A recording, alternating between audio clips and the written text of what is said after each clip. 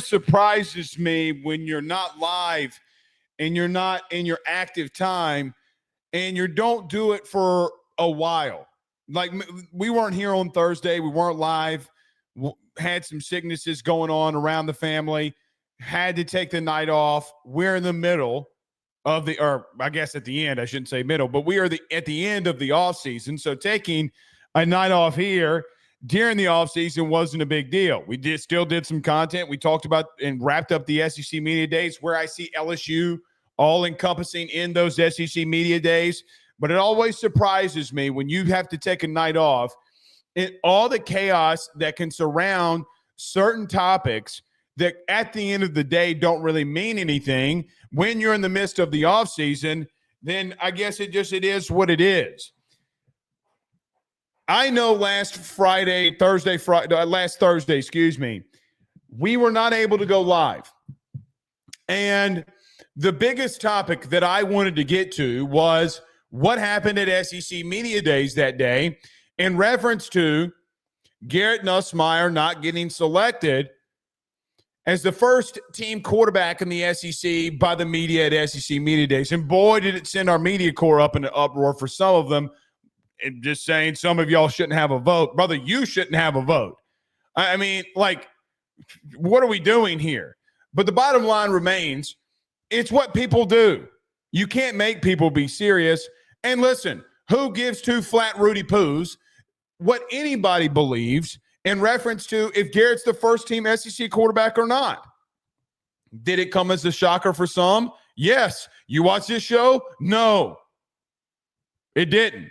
Now, I don't know, and I think it's a little bit rich for me at the current moment to give that overall nod to Lenora Sellers over Garrett Nussmeier. Actually, it did surprise me that it was Lenora Sellers. You go with DJ Lagway. You go with Arch Manning. You go with John Mateer, for crying out loud. Maybe I would have been like, okay, now I love Lenora Sellers, and I think he's a great quarterback, and what he did last year was nothing short of amazing. I'm a big fan of Lenora Sellers. But none of that matters. What the media thinks doesn't matter. It's why some of you need to trust in who you listen to. But none of that matters. What matters is that you get an idea from other people, from majority of people, what they really think. Because Lenora Sellers got the most votes. That tells you what people really think. Guys, none of this shit matters. The only thing that truly matters this season is that we go into fall camp and we find out if LSU got better or not. Hey, the spring wasn't really that far away, guys. I feel like it was just yesterday we were talking about it. I feel like it was just yesterday we were talking about spring, and now we're, a week away almost from talking, actually a week away from us coming in here and saying, hey, guys, guess what? LSU football camp starts next week. Here we go. None of it matters anymore. We will go into August saying, hey, what is the first team offensive line going to be? What do they really run out there? What has been the consistent unit defensively? What do we see with A.J. Halsey? Like these storylines that we go into. Hey, the offense didn't look good in spring. Well, okay, let's see what they look like now that they're into the fall. So many storylines. Is DJ Pickett going to be one of those great five-star DBs that Corey has recruited, and now you're able to put him out there on a consistent basis because the kid just can't stay off the field? He is that flat good. So many storylines. You know, I think of the biggest being the running game. Like, quite simply. Guys, the truth is, with all of the players that you have coming from the portal, people are going to have questions about you. Why you feel as if that people won't around the country have, I don't want to even say expectations, but non-understanding of what they're going to get. Guys, you're almost your entire front seven. Your defensive line, especially your defensive line. Guys, your DB room is going to consist of Mansour, Delane, Jackson, Halsey, Cooley. I mean, what are we talking about? People will have questions. It's the storyline going into it. The one question that you have about this team, now that this shit's over with, guys, next week we start really diving into what college football is going to be for LSU this year. I just feel like we get to a place, and with coming out of SEC Media Days, oh, did you see this? Did you see that? No, because we're in such a different time now with TV revenue being shared and the playoff expanding and all these different things, that the only thing that matters is, hey, man, Garrett Nussmeier and Chris Hilton, they haven't really been stopped. Hey, Trey Green, an athletic freak. And Garrett's finding him a lot. Or maybe what we all hope is, well, Blake, they found a running game. And here we go. Tonight, we're going to be talking about biggest winners of the offseason. We've done this for 3 years now. We've done it every single year, and it's been very fun. Where I go out there and say to you, the people that watch this show, hey, talk to some people, talk to some sources. This is who people feel like have had a massive summer. This is who some people that we talk to feel as if has been very good this offseason and stand out to them.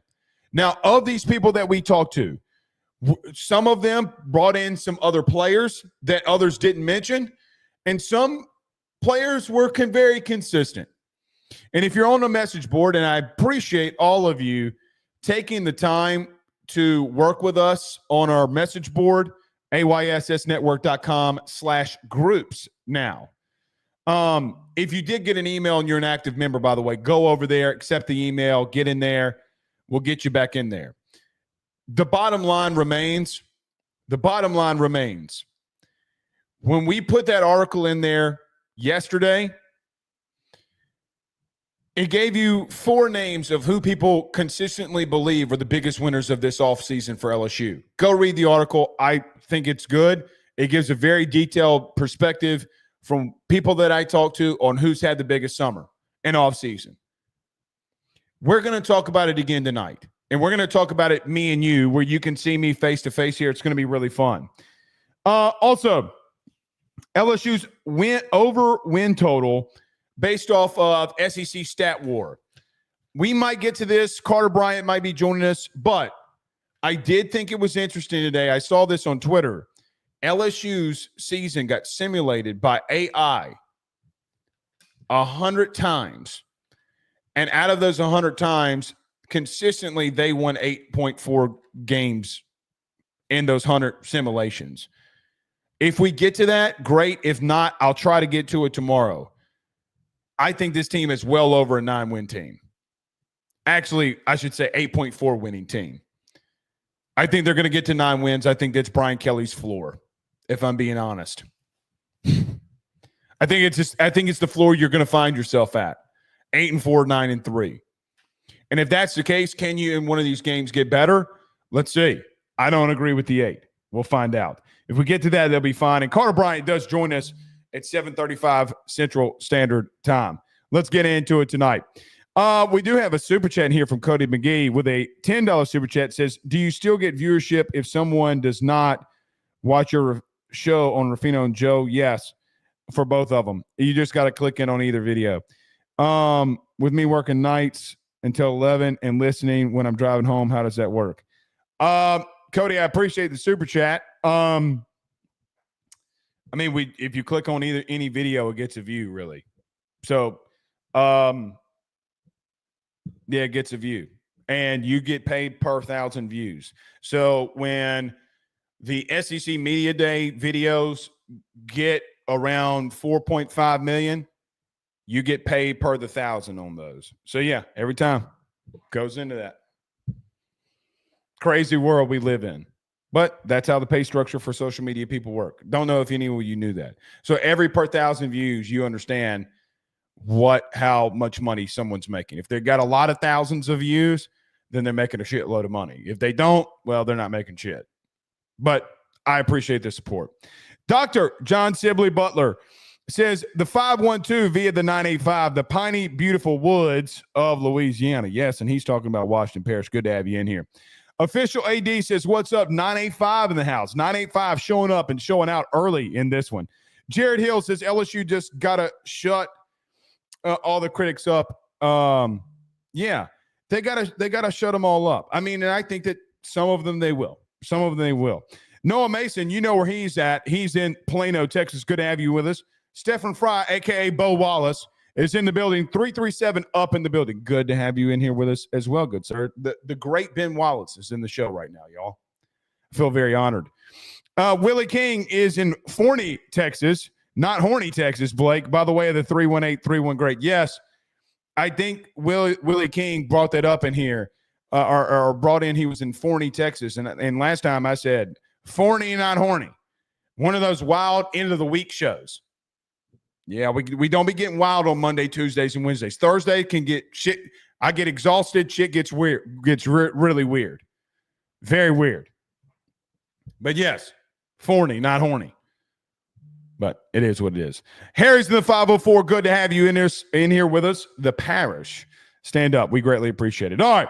Guys, every episode is brought to you by our good friends over at Section 103, where they have more comfortable apparel than the club seats that you are sitting in. Guys, go over to Section 103. Go to the LSU section. All of the best apparel online is at Section 103, especially for LSU. Hats fit amazing. Clothes feel amazing. Guys, I got to be honest with you. I got to tell them guys over at Section 103, it's all the shirts that I wear now. Every single shirt that I have, I'm wearing it constantly. Good, because they fit great. They feel great. Section103.com. You can use that promo code AYS at checkout. You'll get a 10% off of that order. That's Section103.com, where their apparel is more comfortable than your club seats. Let me get to a quick break. When we come back, we got lots and lots to discuss. Who's been the biggest winners of LSU's offseason? We talk about that next. Stay with us. He will sell your house and find you a new. Well, Tyler's the man. He's here for you. If you want to buy or sell, well, it's not too late. Dial 955-0008. Just call 955-0008. Y'all call Tyler. He'll shoot you straight. Hey, guys, I want to tell you about our good friends over at Red Stick Financial. They're your local residential mortgage broker located right here in the heart of Baton Rouge, Louisiana. At Red Stick Financial, they find the bank that works for your particular set of needs to purchase the home of your dreams or refinance the current one. They truly are your partners in this process, and they pride themselves in helping individuals and families with one simple goal in mind, and that is to make home financing approachable, attainable, and stress-free. They are licensed in all Louisiana, Texas, and Mississippi. So from Amarillo to Meridian and everything in between, they have you covered. Red Stick Financial brings you creative, customized solutions, and they don't believe in the one-size-fits-all when it comes to loans. They even have special options for mobile and manufactured homes located in a flood zone and stated income financing for those of us who are self-employed borrowers. If you or someone you know is looking to buy a home, refinance an existing mortgage, or simply want to know what options are out there for your future, give Red Stick Financial a call today at 225-407-9250. That's 225-407-9250. Or check them out online at redstickfinancial.com. That's redstickfinancial.com. Before you purchase the home of your dreams or you go and do that refinance, you need to go local. Go Red Stick. Guys, let me tell you about our good friends over at Grand Slam Heating and Air, where your comfort is their top priority. At Grand Slam Heating and Air, they promise to provide customers with high-quality HVAC service at an affordable price while ensuring the homeowner peace of mind. From their office to your home, they guarantee the best hassle-free experience around. Efficiency and comfort is their game. Let them make your home Grand Slam today. At Grand Slam Heating and Air, they're offering their annual maintenance plan starting off at $18.75 a month and also doing those $99 tune-up promotions. They provide free estimates for system and ductwork replacement, as well as offering financing to get the job done with no money up front. From Baton Rouge to Hammond, to Covington. They're all around. So what you need to do today, give them a call at 225-380-9065. That's 225-380-9065. Or go over to their website, getgrandslamair.com. That's getgrandslamair.com, where your comfort is their top priority. We're back. All right. Alexander Taylor with a $5 super chat says, am I the only one that thinks it's a good thing we're not favored in the opener this year? So yeah, I mean, listen, Alexander, I've told you, for me, my take on this for fans would be, I'm personally going into the season, show me what you can do in the opener. Like, look, man, this is 5 times. Go do it. This is the stupidest thing that we constantly have to talk about you not winning opening season games, you not being prepared, you not being ready to go. You got one of the tougher opponents that you faced. I don't think that they're tougher than Florida State. I don't think that they're tougher. Maybe the second best team that you face. I don't think they're better than those Florida State teams, especially not the second year with Jaden Daniels in them. So go into it. Let's see what they can do. I know we're all invested and we all want it really bad, but you got to go find a way to do it. And what's interesting about that, Alexander, for me is Brian Kelly, for all it's worth, has put everything this offseason into the game. You don't want to put all of your marbles into one basket, because if you lose, obviously you say, well, y'all been working on this all season. You talked about putting the banners up in the weight room and going after Clemson 1-0, being 1-0, be 1-0, be 1-0. God forbid you lose it. Then you're just like, okay, well, then you weren't prepared and ready to go. And I think this could be a nice segue into our biggest conversation tonight, with who is, from some people and sources that we talked to around the program, who are some people that you think really stand out to you and have had massive off seasons and had a massive summer. We did an article on this on our website yesterday, kind of going into detail. We labeled and we talked about 4 people that, from just people that I spoke to, the 4 main players that stood out to people around the building was very simple. Now, 2 of these players come from the same position, which is very interesting for me. And 2 of them come on the offense, and both of them are seniors looking to make a statement. And Garrett Nussmeier and Chris Hilton, and the 2 defenders being Gabe Relaford and being Jack Pyburn. I think there's a lot of players that when you look on a list or you talk to somebody or you hear anything that's going into camp, there's a couple of names that stand out. None more than Garrett, none more than Chris from an offensive standpoint. I think Brian Kelly, I think some of the comments that Garrett has made publicly, very mature comments that he's made publicly, has really turned heads. I think the work ethic has turned heads in reference to, what do I need to do not to continue to turn the ball over? What do we need to do in these certain situations? Working on myself to be ready, getting stronger in my lower half, that like, hey, man, I'm going to have to run more this season. So let's do that. Let's be prepared and ready for that. I think Garrett's, for what it's worth, of all of the players that are on your team, nobody has been talked about the most in reference to Garrett, but it is the quarterback position, and he's going to be talked about the most. A guy with 4,000 yards last season and over 30 touchdowns. How does that look for him going into year 2 in his final year at LSU? You want that leap to be there. But guys, if Garrett Nussmeier is doing what we're hearing from Brian Kelly and correcting wrongs, as they've said in every in every press conference that we've gotten them in the last 2 weeks, whether it be on Feinbaum or at the podium from Brian Kelly or Garrett Nussmeier at the Manning Passing Academy, or it being Garrett Nussmeier at SEC Media Days himself, when the first thing he says is correcting those wrongs. Nobody more than Garrett. I think he understands what he's got in front of him. And listen, you got a massive task in week 1, so we'll see. But if there is any person that I've heard from that talks the most about, hey, listen, Garrett did not do this in year one. Now, he didn't have really any film to break down of himself going into year one of what he needs to correct as a full-time starter.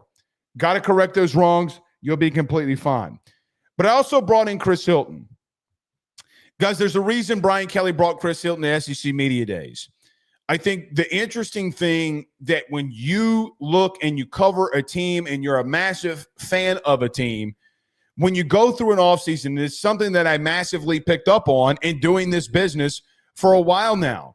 Hey, something comes out, a piece of content comes out, and players are defending a certain player and saying, oh, this guy is being disrespected. He is an outright dog. What are you talking about? Or it's your head coaches. Of all the players that could have come with Brian Kelly, Chris Hilton being the one sends volumes to me.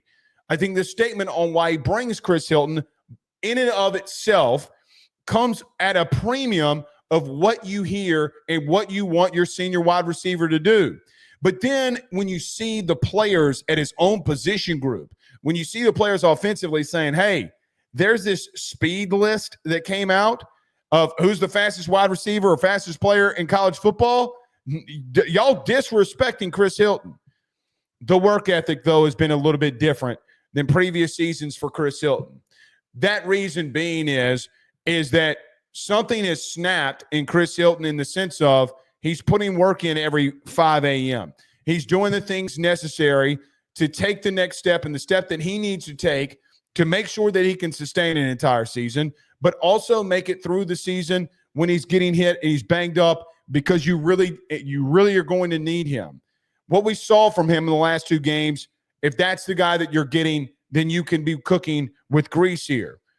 Chris's work ethic, by what Brian Kelly has stated, by the Instagram post, by just all of the work being put in. Guys, when you work at something religiously, you're going to get good at it. Is that going to be what happens with Chris Hilton here in his final season as well? Jack Pyburn and Gabe Relaford at the edge position are 2 players that have come up to me in conversations about really good off seasons this year. I think Gabe Relaford's all mainly has to do with what we've seen with him on the field, especially this spring. In this spring, we've seen Gabe Relaford do some really good things on the field, transforming his body, looking a lot leaner, looking a lot more like what a true edge at LSU would look like. But Gabe Relaford, from people I talk to, apparently the massive spring that he's had has definitely changed some things in the way he attacks the summer. Gabe Relaford is someone that I'm really intrigued by. Does he find his way to get into a role where he can get reps with Jack Pyburn or Patrick Payton? Because if that guy that in spring showed up does show up, because he was unblockable. He was unblockable, making serious plays all over the field. Hopefully, Gabe Relaford is able to do that again and show that again this summer and show that again in fall camp, because if he does, you're not going to be taking him off the field and you could have a star here. Let's see what happens. Jack Pyburn. Guys, Pyburn's intensity on and off the field has changed, I feel, a little bit of the culture around LSU. Let me tell you what I mean. Guys, in the 3 years that I've covered Brian Kelly, there have been a lot that's been said about him. Oh, he can't win in the SEC, even though he's won 29 games in 3 seasons. Oh, he's not going to win the big one. He won one. He beat Alabama in year 1, got to the SEC championship game. And yes, there's been some lapses and some falls. There's also been situations where, man, he's got 29 games where he's won inside of the SEC in 3 years. But if there's one thing that I feel like that is the most eye-opening to me, has been the culture change inside of what I feel like the LSU building is right now. I don't ever remember an offseason. I don't. On both sides of the ball where the intensity has been at this level. I do think a lot of that comes from guys like Jack Pyburn who brought that culture in. Guys, I do not know if Jack Pyburn is going to have 10, 15, 20 sacks. I don't know what he's going to do this season. I think he's a good player. I think he's a very violent player. And I think when you bring that same intensity on the field and that stuff is happening in the weight room, things start changing. I don't know if Jack Pyburn is going to be a guy where we look at this and say, man, he had such a massive season, retire 44. But the lasting things that he's doing in the locker room, from players that have talked to us, from coaches that have talked to us, to just anyone around that building. I don't know if Pyburn has not brought in a culture there. Guys, you haven't been tough in some situations in the last 3 seasons. Couple of guys come in and change your culture, boy, that stuff starts changing. Those are the 4 players that have stood out the most. And if each one of them give what I think that they're going to give this season, guys, I think that you can go 10-2. I think the sky's the limit for you. I think you can go better than 10-2. But there's definitely been a culture change. Lastly, for me, before we get to Carter Bryant here, those are not the only guys that I've heard from multiple people that they thought that had the biggest off seasons. DJ Chester has been one. Bauer Sharp has been another. Whit Weeks, Deshaun Spears, DJ Pickett. A lot of people brought up Carius Kern that could have been on this list. Actually, there's not one person I talked to this weekend when they talk about big off seasons where Carius Kern's name did not come up. His name came up every week. We don't do a lot of sourcing comments here on this show.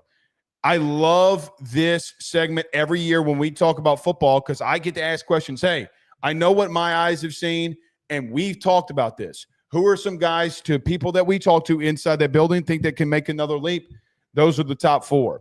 Some other ones, Perkins, Whit Weeks, Spears, DJ Pickett, Kern. Philip Wright III, by the way, out of Destrehan has apparently surprised some people. So let's see what the young freshman does going into fall camp. We need everybody to hit. That's the truth. All right, let's get to a quick break. When we return, the power with us next. Stay with us. Guys, you might know my good friend Carol Falls and all the great service that he provides over at State Farm. He is your good neighbor after all. But did you know State Farm has surprisingly great rates as well? Along with the great neighbor service, State Farm agent Carol Falls has surprisingly great rates for everyone inside the state of Louisiana. So call him today at 985-395-4300, 985-395-4300 for all of those surprisingly great rates on auto, home, and life insurance needs. Like a good neighbor, State Farm is there, and individual premiums will vary by customer. All applicants subject to the State Farm underwriting requirements. Guys, I want to talk to you about our good friends over the Drake Williams Law Firm and Drake Title Company.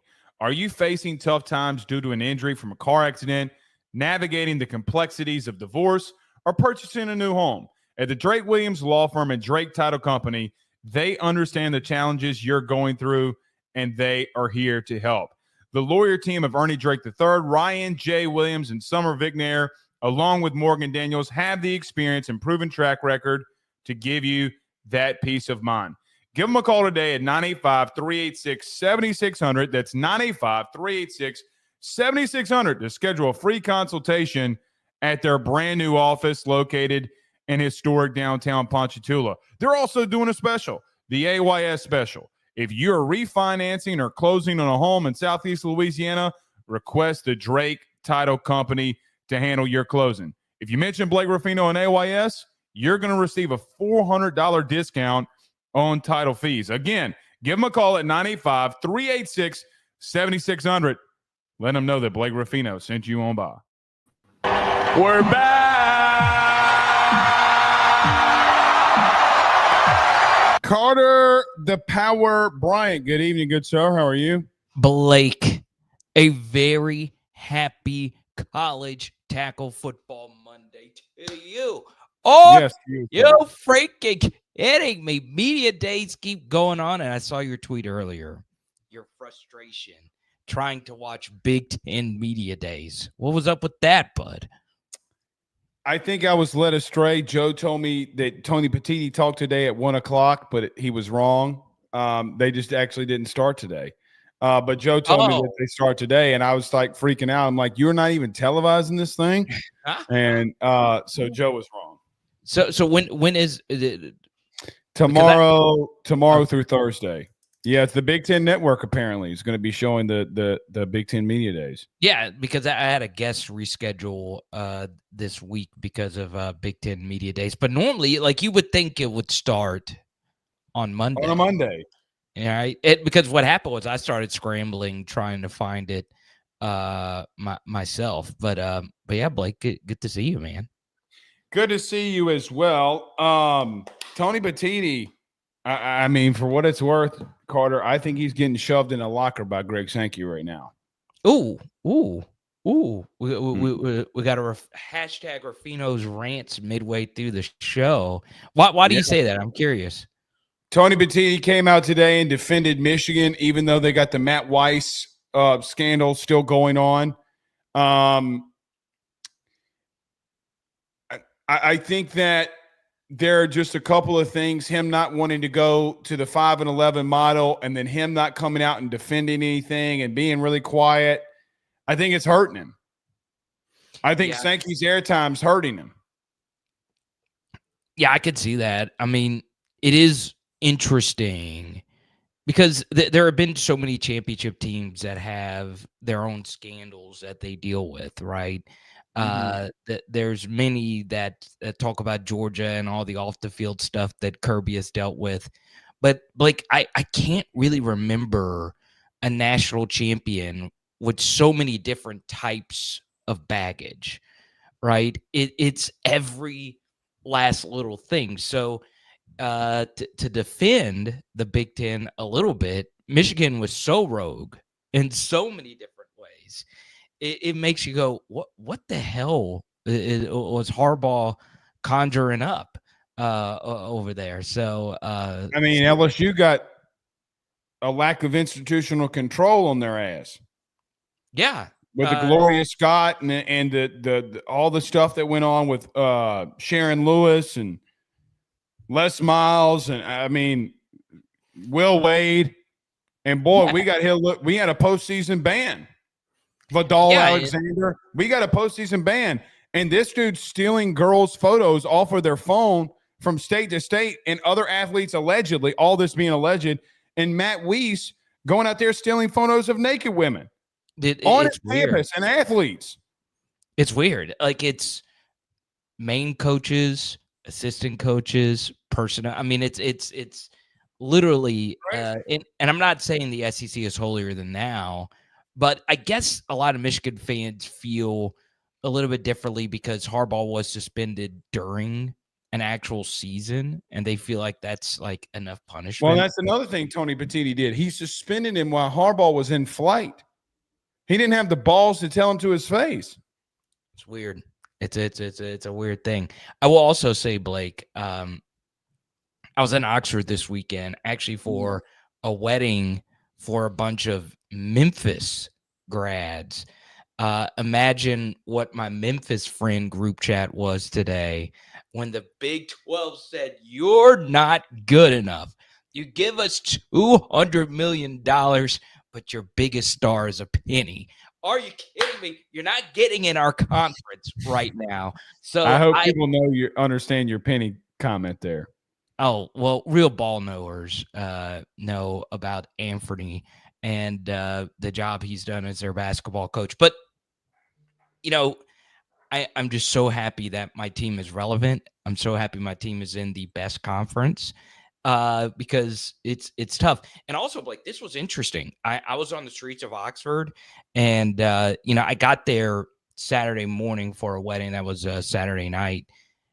I got to stay on a hotel that's like right in the middle of their downtown. And I went and talked to so many Ole Miss fans. And I thought that they were going to be a little bit more on my side in that last year was really their year. And, you know, I thought they would be looking in the rearview mirror. No, Ole Miss fans think they're going to be something now. Have you noticed the same thing? Yeah, I do a national podcast and we talk about him. They think Austin Simmons is better than Jackson Dart. Off of one drive. And the drive, and like we've discussed, that one drive was really good. But what's interesting is you can look at a lot of different quarterbacks that come. I think he's Tua. Right, because he wears number 13 and he's a lefty, and it's mm-mm. I mean, I do think because Tua is so injury prone and kind of robotic as a QB, people forget how good he was in college. I mean, you remember Tank for Tua? I mean, yes. I mean, but this is just truthful, Blake. Going into the No, it was Joe Burrow. Yeah, yes. So Right. going into the Burrow Tua game, most people would still have taken Tua over Joe before they actually settled it on the field, right? Which obviously is dumb in retrospect, but that's how good Tua was. All right, he was legit. Just I had the hip injury and then obviously the concussions and all of that. But going back to Ole Miss, I'm just like, there's no way. Like, there's no way that with all that they lost. I mean, this isn't Georgia, right? This isn't because you remember that 2021 Georgia team lost all those great players, but 2022 Georgia was a better team in my mind. That's just not going to happen at Ole Miss. I just think they lost too much, and I do like the fact that we get them somewhat earlier in the year, and LSU is really going to be like their toughest game early in the year. So I kind of hope Ole Miss is undefeated and just way too optimistic before LSU takes care of business versus them. Don't do that. Brother, he's had 10-win seasons in the SEC with lesser teams than this one. Oh, interesting. I mean, he has. No, okay, so Lane's two best teams, he crumbled. Yeah. The 2022 and then this past year. It was the teams that everybody thought wouldn't be worth a damn were the teams that went stupid. So you think this roster is better than the Matt Corral teams? I'm not. That was an 11-win team, Carter. No, it wasn't. He won 10 games and went to a Sugar Bowl with Matt Corral. In year 2 with Jackson Dart, he went to a Peach Bowl against Penn State, and then maybe Peach Bowl, maybe it was Orange Bowl. And they beat them and got to 11 wins. Brother, he got to 10 wins last year. When are they not going to have a 10-win season at Ole Miss? If that happens, at some point, you might be one of the teams they clip. Because the reason they got to that number last year was because they clipped Georgia and not you.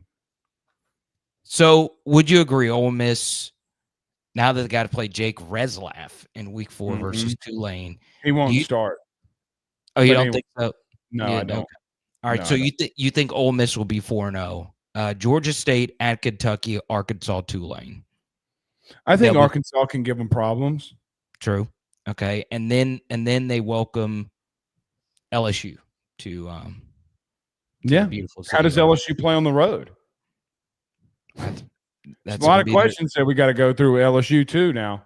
Yeah, look. Do you agree? Speaking about the LSU thing, do you see everybody freaking out about the Garrett Nussmeier and Lenore Sellers first team thing? Speaking of like all of that, I think that was the best thing in the world to happen to LSU.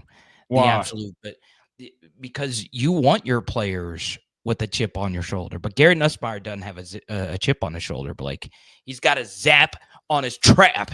He's coming for it all, baby. Oh, you got to be ready for the Nuss bus. Now he's got this extra little bit of motivation. Are you kidding me? That everyone in the media, I would have thought the media would have voted Garrett over Lenoris. Me too. I would. I agree. And you look at their seasons; they were equally good, right? You can make. I can make a strong case that Sellers' game versus Clemson was like the best of the two of them, but you can also say Garrett's game versus Ole Miss game versus us. Yeah, it might have been the best half of either of the two of them. But honestly, like, he did break 27 tackles in the second half versus Texas A&M, literally. Yeah, look, the Sellers Clemson game was the best rushing quarterback performance from a non-Cam, non-Jaden QB I've ever seen. It really was the runs and he runs a different style than both of them as well. The runs he had in that Clemson game were just stupid. Like, I mean, it was all the tackles he was breaking as a QB, which is ridiculous, versus Clemson, right? It's one of the best defenses in the country last year. So I do think he's a real deal. I do think he's obviously very, very, very good, but Nuss has a lot of advantages over him. Nuss doesn't have a new OC he's got to break in. I think Loggins was better than what a lot of people expected last year. And does play callers and staff around them go into who you think the best quarterback is?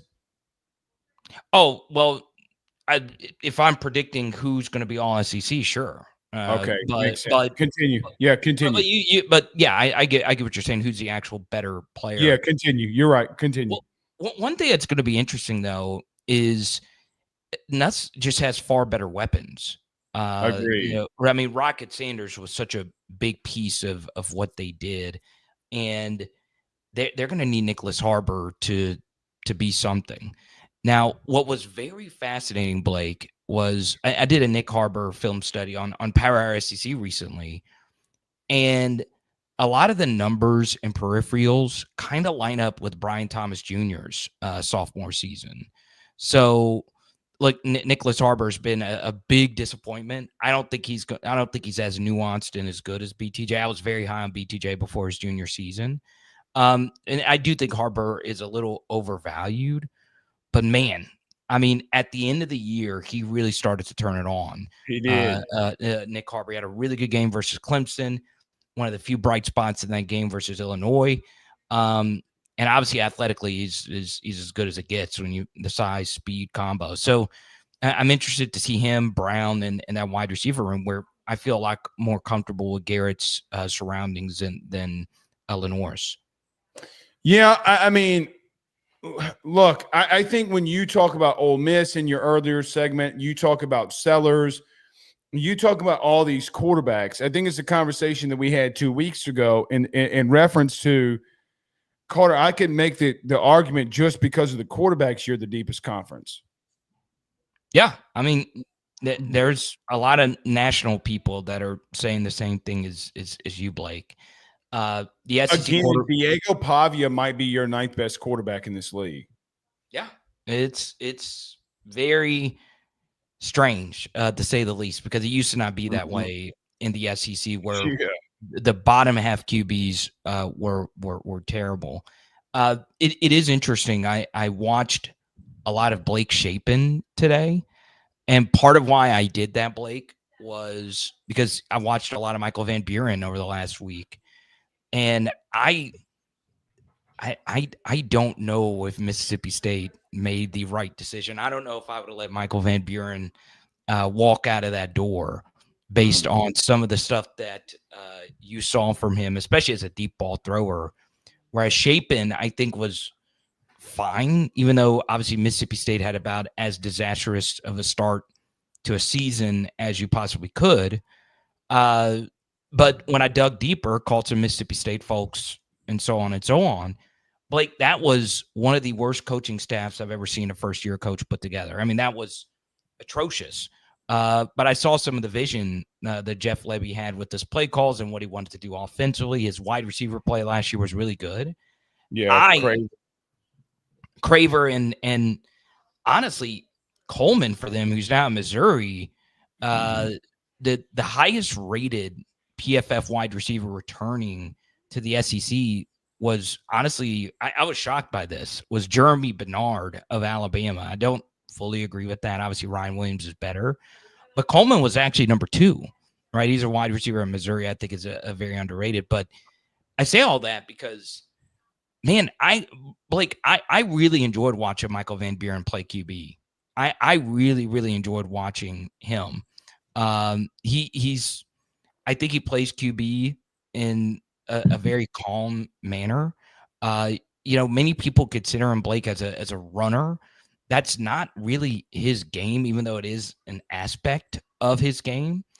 And Blake, he throws a beautiful, catchable, well-weighted deep ball that is not normal for a smaller QB that has speed and the willingness to run. He keeps his eyes down the field to give his receivers chances to go make plays. So I walked away a lot higher on Michael Van Buren. And obviously, this is Nuss's team. I'm not saying that at all. But I don't know. How do you feel about that? I walked away a lot more impressed than I initially thought when I dug deep this past week. Yeah, I mean, I don't know if I agree with Blake Shapen. I do think that there are some quarterbacks in the league on other teams that are better at the end of the SEC list. You know, like I think Michael Van Buren's better than Zach Calzada. Yeah, You know, yeah. right. You know, so I maybe you're right. Maybe, you know, I think the Michael Van Buren thing wasn't about them really keeping Shapen. I think they were trying to go after Jackson Arnold and missed. Yeah. So, Yeah, when you miss there and you tell Michael Van Buren you're moving on and Blake Shapen's just like, hey, what's up? And you're like, nothing. We didn't do anything. I guess we'll see. I mean, like, Carter, I think when you look at every SEC media days, more than normal, a lot of coaches have playoff expectations. Now, a lot of them came in together, right? Like Brian Kelly, Hugh Freeze, Mike Elko, all these different coaches came in, Kalen DeBoer, you know, like all of them said the same thing. Like, hey, man, we got playoff expectations. I think it's based off of their quarterback play. But look, regardless of all of that, for LSU's sake, Carter, I mean, they're not even Brian Kelly and them didn't even talk about the SEC at SEC Media Days. They talked about going 1-0. And they put so much emphasis into going 1-0 against Clemson that if you don't go 1-0, you could lose the team. Like, hey, man, if you're putting 1-0 and the Clemson logo all over the locker room all summer, I mean, you're building the game up, and you better go in there and win it, if I'm being real with you. Like, you can't have the national championship comments. You can't have the playoff comments. You can't say we're putting 1-0 all over the building and put Clemson in there. And, look, I think Brian Kelly overachieved in some situations through 3 years with Jane Daniels, Malik, and everybody. But there also comes a situation where, Carter, the only thing that LSU's got to worry about is going 1-0 because that might be the best team they play in the regular season. Oh, I think it is. And I will also say this, Blake. This is the first true mercenary LSU team, right? Like, 2022 was very mercenary. Right, but you had a lot of guys that did transfer in on that team that was from Louisiana and dreamed of playing for Louisiana, where a lot of these guys were pursued by almost everyone. Their offer sheet was crazy, and they chose LSU. It is a little bit easier to jump off the ship, if you ask me. If you lose that first game, I don't think that will happen, especially if it's a close loss. But you know, Blake, I just think Clemson is the real deal this year. I know I'm a little bit higher on them than you, but you know, I do think if they played this game 100 times, Clemson wins 60, LSU wins 40, and that's a chance you'll take, especially on the road. So and I'm getting more and more excited by the day to see what this looks like. But I also understand. So if you had a pick today, you're picking Clemson? Yeah. I've been pretty consistent with that. And in the past, I picked LSU over Florida State, and my fandom kind of sunk in when I thought that I was on the show telling you that Florida State team was excellent, and they went undefeated, right? And got shut out of the playoff wrongly. But I think this Clemson team is not quite as good as that team, but I do think they are very, very, very good. What do you like about them the most? What gets you there for them? Will Helt, honestly, their transfer in from Purdue. You know, so much has been made about the other two defensive linemen, and they are their best players. So Brian Kelly's been coaching too long to know, hey, I'm not going to let their two best players beat us. So that's going to open up opportunities for other defensive linemen for Clemson to step up, and I think that guy could be the difference. You look at a lot of those Florida State matchups.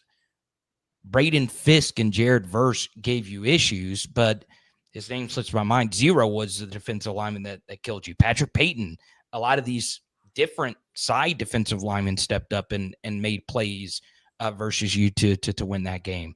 I also just love their wide receiver room. They got 3 legitimate future pros, and they're young. They're exciting. Wesco's a little bit better than I initially thought because his Texas game was tough. I watched more of him. I was like, okay, this guy really is good. And obviously they have an experienced offensive line, a play caller who's back, and who everyone has as a top 5 quarterback in all college football, Cade Klubnik, back on their team. So, I do think this team is very, very, very good. That is not a knock on LSU. That's not a knock really on anyone. If LSU wins this game, it will be, to me, the most impressive season opening victory maybe since 2011 when you beat down that very good Oregon team. So we'll see what happens. Yeah, it's going to be interesting, man. I mean, the things that plague Clemson at the current moment would be, Carter, and all their losses, they got dominated in the running game. Now but you can't run the ball. So, something's going to give there. And Caden Durham just Jaden Blue just tore them up. Obviously, that final run was just the nail in their coffin. Yeah, speed killed them. And I think Caden Durham is very similar to Jaden Blue, who got drafted by the Cowboys. Very good player for the Longhorns. I just think Caden Durham is, to me, the most underrated elite player in this matchup on both of these teams. Because you look at the speed, you look at some of these advanced analytics. I play a lot of fantasy football, Blake. I know you don't play as much, but these dynasty football nerds have these stats, and they're very predictive. True yards per route run, Caden Durham, one of the best marks of a true freshman running back ever. And the reason why those stats are important is they're very analytical, they're very predictive, and in particular, as a freshman, it's harder to pull off things because you're young, right? And Caden Durham did this as a smaller true freshman, where we know size and thickness really matters at the running back position. So if he is fully healthy and ready to go, I think Caden Durham is about to have an absolutely massive season. And the thing I really like about him, Blake, is that he is a complete back. Obviously, the pass protection will need to get better, but catching the football out of the backfield is what he's really good at. And that, at Duncanville, it was handle the football and let him do his thing. He showed a complete repertoire of ability last year when it comes to breaking tackles, creative runs, bouncing runs. The Texas A&M reception out of the backfield early in that game broke a tackle and just put the gas on, just foot pedal to the floor. That is some of the most insane burst I've ever seen from an LSU running back ever. So Durham, to me, very well could be the guy that after week one, there's so much buzz on Nuss, there's so much buzz on the new guys coming in. Durham has kind of become the forgotten piece of the puzzle going into this game. Yeah, because your interior offensive line is brand new, pretty much. And look, he's not going to have a big season if the big guys in front of him don't, get pushed around again. So I do think Caden can have a good year. I don't know about a great year. Carter, I think the biggest thing for LSU, one of the biggest things, I'm not going to say the biggest thing, but Carter, they got to find a way to run the football. That's just simple. It's just it. Yeah. Or do extensions of the run game. Like we can come up here and break all these things down. We could use analytics, and to me, it doesn't matter. At some point, football is football. And either you're going to have to do what Sark did against Ohio State and throw the running back the football out of the backfield and just get 6 yards and get down, or you're going to have to find a way to run it. Now I know BK said that he's pretty bullish on this offensive line. I mean, I'm not there. I don't know. I know you're not. There's either. no way that he can be there. Let's just be real. No. Now, he's been coaching football for 30 plus years. He knows a little bit more about players and them coming in more than you and I will ever. No. So maybe he does see something.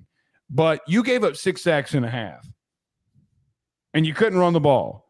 And then the whole narrative from the media corps that was at the game was, oh, they're absolutely killing this defense on the 1 yard line in the red zone. You got a yard to go. Right. Carter, they had a yard to go. And that's where a lot of this narrative started on, oh, man, they're absolutely electric offensively. They did not do electric stuff this spring. They can easily do that in the fall. I mean, Michael Turner was picking Nuss and MVB off multiple times in multiple practices. So let me ask you this, because throwing the football into the end zone was a bigger part of LSU's offense last year, which is not what you want, right? You want to run. No, you want to run the ball. Yeah, you want to be able to run the ball. Give me your honest thoughts on Juwan Johnson as a potential. Get that out of my face. Get it out of my face. So you don't want Juwan Johnson Wildcat packages to be a part of it? No. If Garrett Nussmeier is the quarterback that everybody believes that he is, you want to take off the number 1 overall pick for a Wildcat package, then you're not going anywhere. If this were Tim Tebow, Cam Newton, somebody like that can really get it done, fine.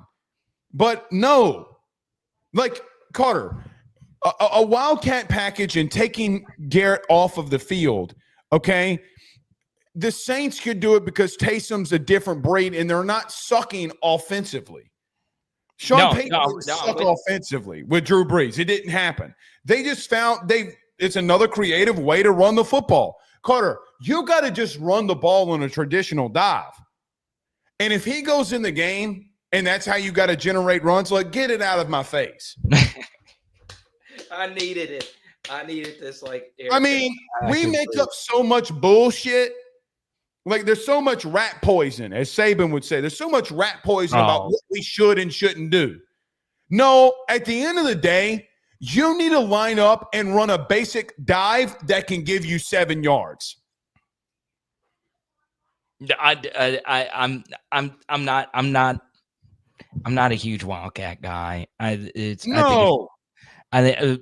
You better be special. And I'm not talking about K. You better be out there being able to run the football, because if you got to legitimately be able to run the ball to beat Clemson. You're not going to go in these stupid ass Wildcat packages and do it.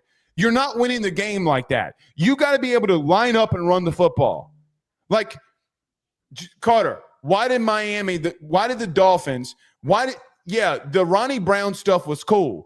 Why did they still go 3-13?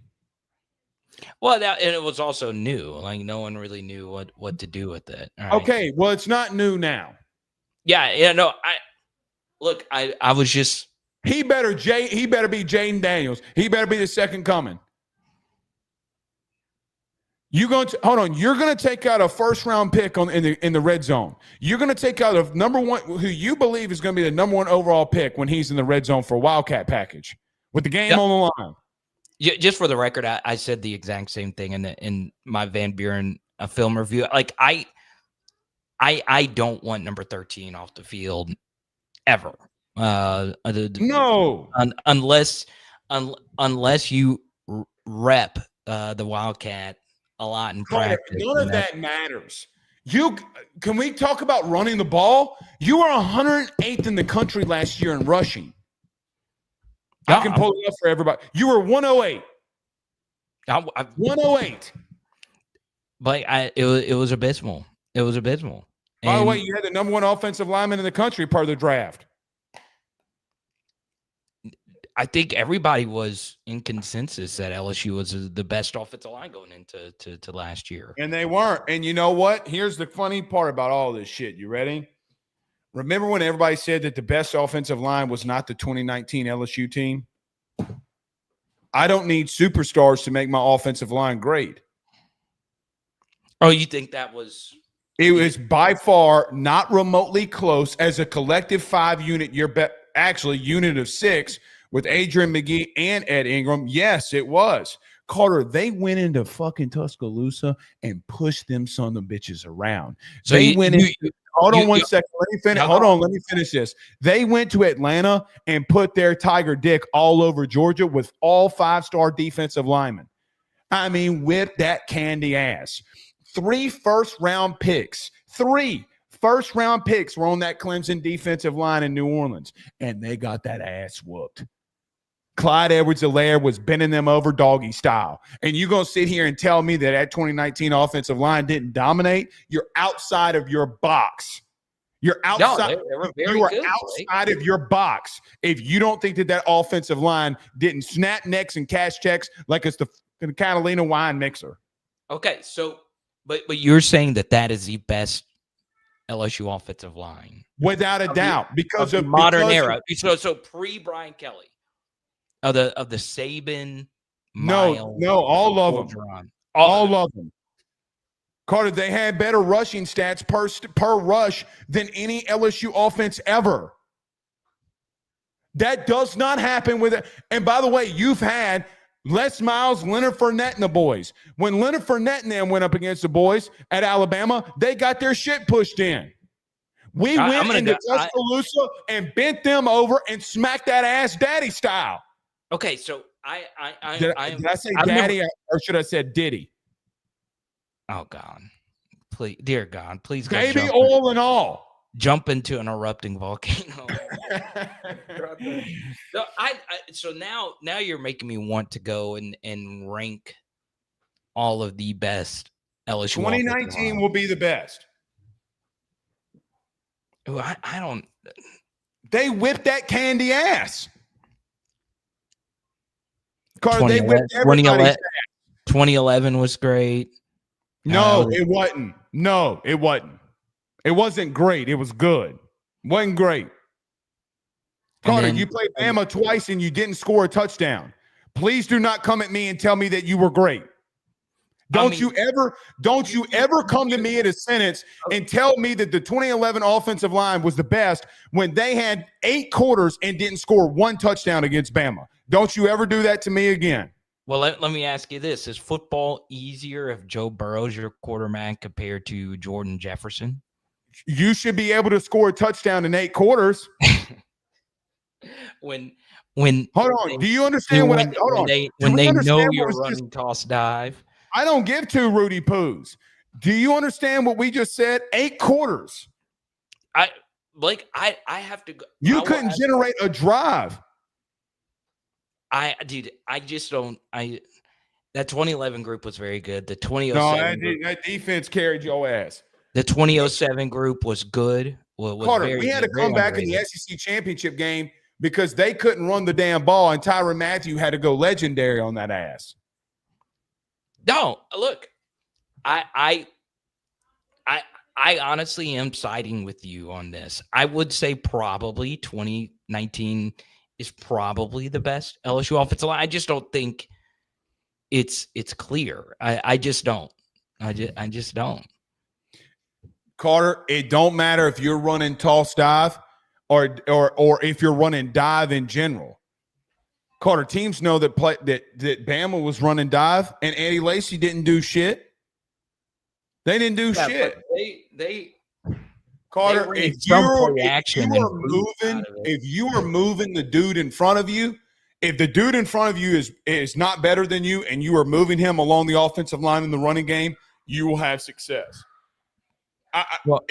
Next offseason, I will dedicate a full week of my life ranking. There won't be a team better than 2019 LSU. You can book that right now. I'm promising. A team, yes, but we're talking just. They had 6 offensive linemen. 3 of them just got paid $90 million guaranteed between the 2 of them. I mean, no, I would. Hot take. 79 might be one of the best centers, if not the overall best center that you've ever had. And Lloyd Cushenberry. I would agree with that. And it's I mean, I love Ben Wilkerson, but I mean, I do, but ain't nobody was been better than 79 ran shit. No, Go back and watch any 2019. Go back and watch any 29. Burrow talked about this. Go listen to the interview of Joe Burrow talking about pass protection and talking about Lloyd Cushenberry. No, go back and watch the film. Burrow would come out here and say, "Hey man, I would make a call and he would check it and say, Joe, check here. I went full Diddy style, baby, all in all."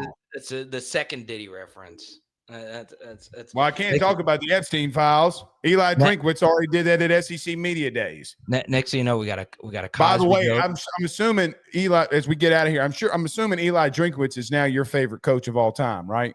Oh, dude, he can drink bleach and jump into 12 erupting volcanoes for even referencing a 30-team college football playoff.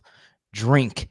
I know life is easy with your cupcake schedule that you start with every single season.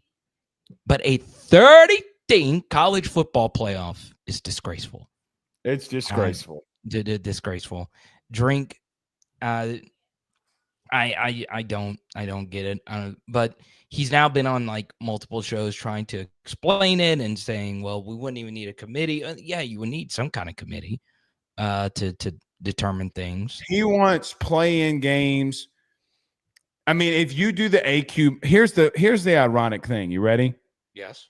If you do the automatic qualifier, and me and you have talked about this ad nauseum during the offseason, you do know that we have to do play-in games on Championship Saturday. You do realize that 24 teams will play that week just in the P4. The group of 5 will do it too. I don't hate that, but you do realize that you're generating a 30-plus team playoff. You're already doing it with the AQ model. Yeah, that's a good way of looking at it. Yeah, I haven't thought about it that way. Yeah, no, you're right. So, you're already essentially. That's what. Look at you.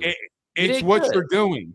So when I come out here and I cover this sport from a national perspective, and everybody comes after me and talking about, well, Blake, why do you like the 5+11 model? Because it's the best chance of me getting all teams in. Carter, they are giving you here's what Greg Sankey and all of them are trying to do. Tony Petitti the most. They're trying to make a 30-team playoff without you realizing it.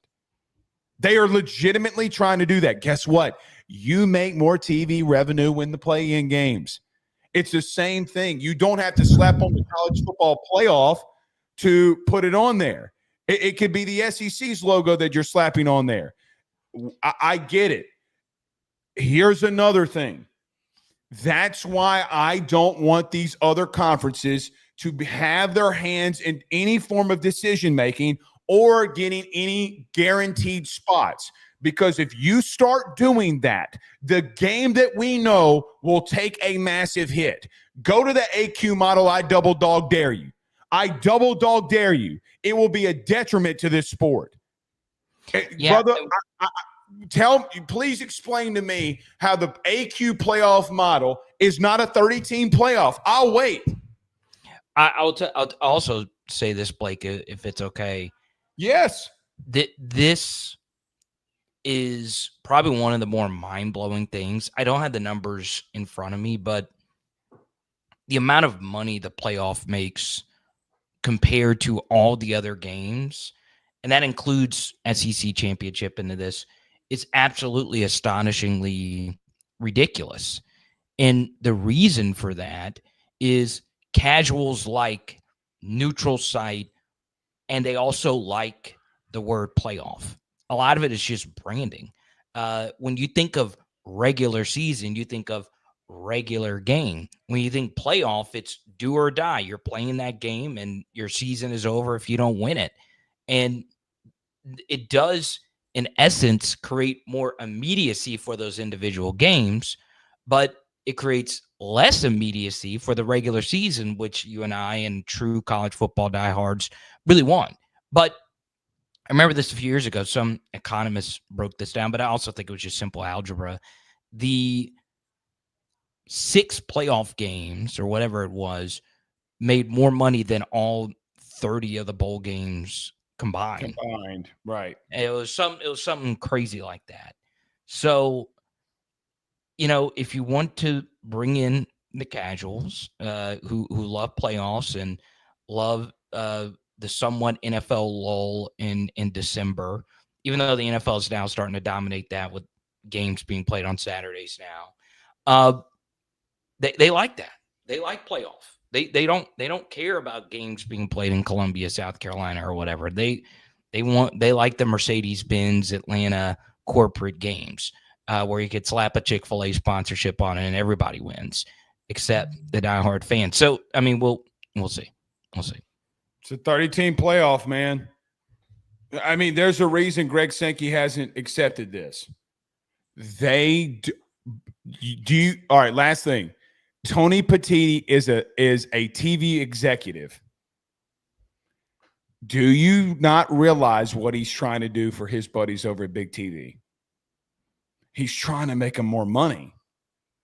And you go to this 30-team playoff, it's technically going to be a 24-team playoff, technically. But it's still not equaled the same. If I tell Texas Tech that they got to go up against Iowa State and I tell South Carolina they got to play Bama or Georgia, it does not equal. It doesn't equal. I'll give you one take. It doesn't. I'll give you one take. And I was going to save it for my show tomorrow, but you're my best buddy. It is interesting. And keep this a secret. Don't tell anybody, okay? Okay. It is interesting some of the media moves the Big Ten has made. I'm not just talking about I'm not just talking about Barstool. All right, because their biggest college football guys are SEC, all their big hosts, Casey Smith's A&M, so on and so on. Right, but Dave Portnoy is a Big Ten guy. He'll be on the Big Noon Kickoff and all of it. I've watched Big Noon Kickoff. Switching back and forth between. They put on a good show. I mean, it's not bad. I got to be honest. I barely watched them this year with Saban on College Game Day, dude. Oh, it's incredible. But Saban will kick all of their ass.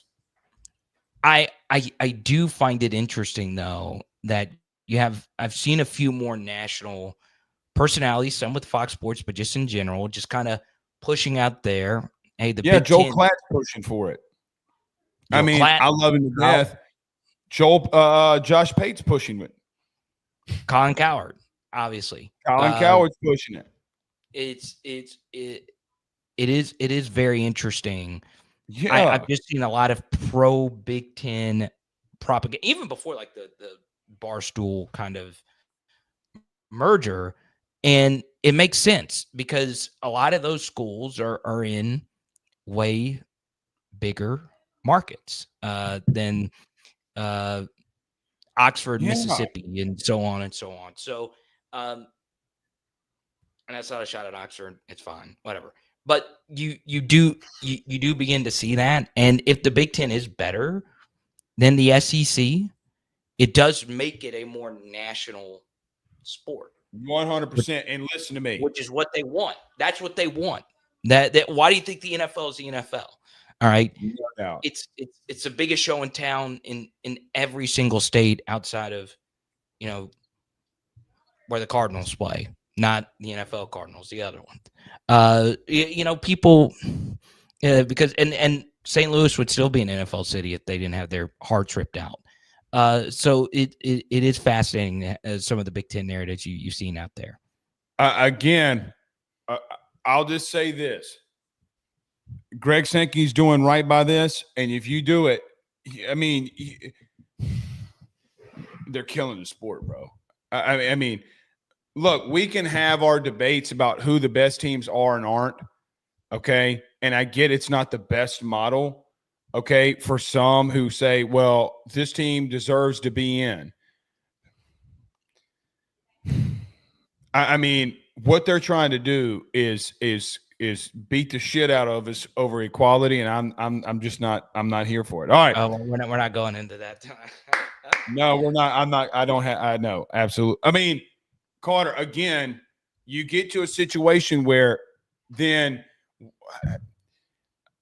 you got Iowa State and BYU getting in the playoff over Bama, Ole Miss, and South Carolina over Illinois. That doesn't sit well with me. It really doesn't. It really doesn't. We will save that for next week. Yes. All right. See y'all then. See you, buddy. See you, cheers. All right. Peace. That's Carter the Power Bryant. We're out of here with him. See y'all tomorrow. Y'all have a good night. Peace.